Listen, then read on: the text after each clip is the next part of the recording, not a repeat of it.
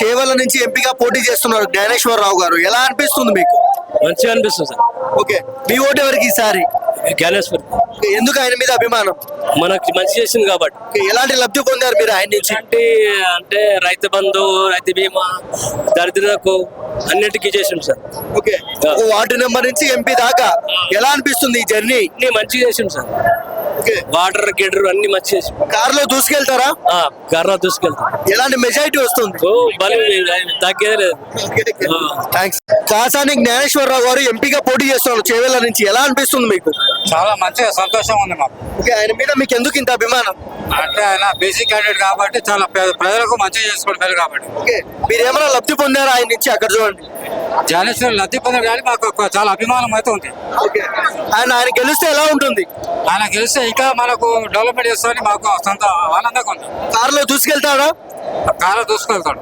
మీ vote ఎవరికి? మా ఊరికి కారుకే. ఆయన గురించి ఒక్క ముక్కలో ఏం చెప్తారు? ఒక ముక్కలు అంటే ఆయన అభిమానంతో చాలా ప్రజల లోపల అభిమానం ఎక్కువ కాబట్టి ఆయన ముందుకు సాగుతాడు. ఇట్లా ఈ సభకు లక్షలాది మంది వచ్చారు, ఎలా అనిపిస్తుంది ఈ సభ? చాలా సంతోషంగా ఉంది మాకు. థ్యాంక్స్. కాసాని జ్ఞానేశ్వరరావు గారు చేవెళ్ళ నుంచి పోటీ ఎంపీగా చేస్తున్నారు కదా తమ్ముడు, నీకు ఎలా అనిపిస్తుంది? ఇప్పుడు ఆయన చేవెళ్ళ నుంచి పోటీ చేస్తే ఖచ్చితంగా గెలుస్తారనే నమ్మకం ఉంది. 100% తెలంగాణలో ఎంతమంది అయితే టీఆర్ఎస్ పార్టీని అభ్యర్థిగా ఎంపీగా పోటీ చేస్తున్నారో రాష్ట్రంలో వాళ్ళందరి ఎంపీగా మేమే టీఆర్ఎస్ పార్టీ ఎంపీలే గెలుస్తున్నారు 100%. ఓకే, కాసాని జ్ఞానేశ్వరరావు గారిలో నచ్చిన క్వాలిటీ ఏంటి? ఆయన ప్రజల మధ్య ఉండడం కానీ, ప్రజలకు చేసే సాయం కానీ, ఒక పిలుపు మేరకు ఎక్కడ ఏ ఆపత్తిలో ఉన్నా ఆయన రావడం కానీ, అది ఒకటి మాకు నచ్చింది కాబట్టి ఆయన ఖచ్చితంగా భారీ మెజార్టీ తోటి ఎంపీగా గెలవబోతున్నారు. దాంట్లో ఎటువంటి ఎవరికి డౌటే లేదు. ఎలాంటి మెజారిటీ రావచ్చు? దాదాపుగా 1,00,000 పైన అని మేము అనుకుంటున్నాం. ఎక్కువ కూడా కావచ్చు, 2 లక్షలు కూడా కావచ్చు. ఓకే, అండ్ ఇంకొక విషయానికి వస్తే ఆయన ఒక వార్డు నెంబర్ నుంచి ఎంపీ దాకా ఎదిగారు, దాని గురించి ఏం చెప్తారు?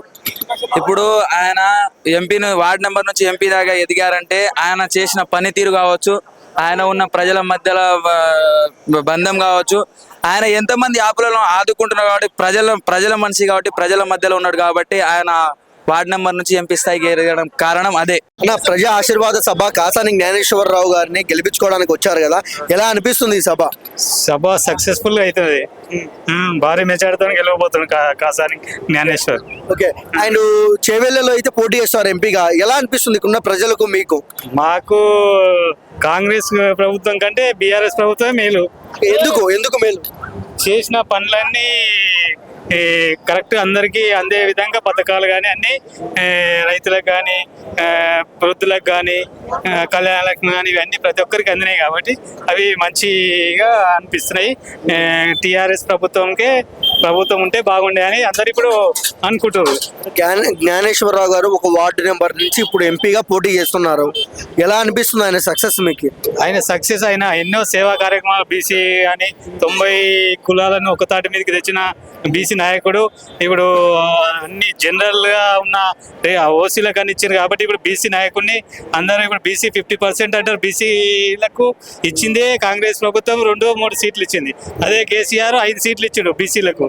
బీసీ రాష్ట్రం ఉన్నది 50% అంటారు బీసీలు, కానీ బీసీలను ఇప్పుడు గెలిపించుకునే అవకాశం ఇప్పుడు వచ్చింది. అందరూ బీసీలు అందరూ కలిసి కాసాని జ్ఞానేశ్వర్ని గెలిపించాలని విజ్ఞప్తి. సబ్స్క్రైబ్ చేయండి. Please like, share and subscribe to top Telugu TV. Top Telugu TV.